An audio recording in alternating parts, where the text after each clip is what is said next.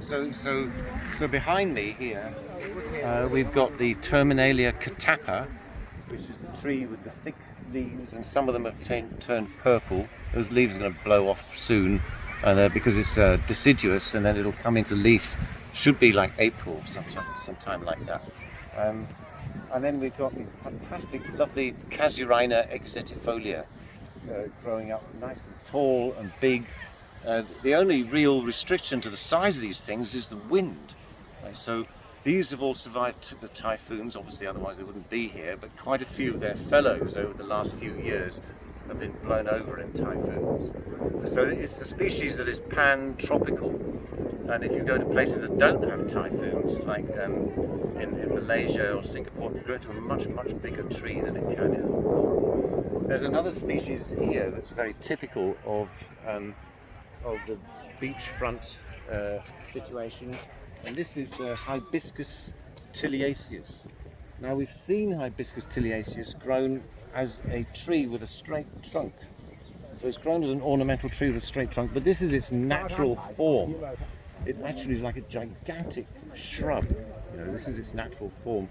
And as I mentioned before, it's not very good in typhoons. It keeps falling over all the time, but that doesn't really matter if it's growing in this way, in its natural form. Let's go and have a close look at the foliage. You want to walk back a bit and we can see the whole... Yeah. We can... The whole body of it. And here we are in a situation where you can see that where the river, there's a small, stream really, coming down from the hills, and this is where it meets the beach and runs out to the sea. And you can see that, and this is tidal, right? You can see that sand is still wet with the footprints in it up to the level where the trees are. That's as high as the tide goes. So the tide only will go up to there, just above the high tide. That's where the Hibiscus tiliaceus can grow. The Hibiscus tiliaceus cannot grow where its roots are ever in the actual salt water, but it can grow literally just 50 or 100 millimeters higher up. Right? So that's where you can see this whole mass of Hibiscus tiliaceus here. This is how it naturally grows right at the edge of this little estuarine area.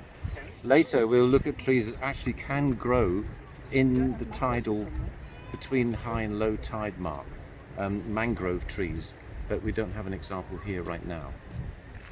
There's a couple there, but you can't really see them. Yeah, I mean, I'm going to go somewhere where we see a lot more. In the distance, these... Oh my God. Anyway, yeah. Later I'll go and find some.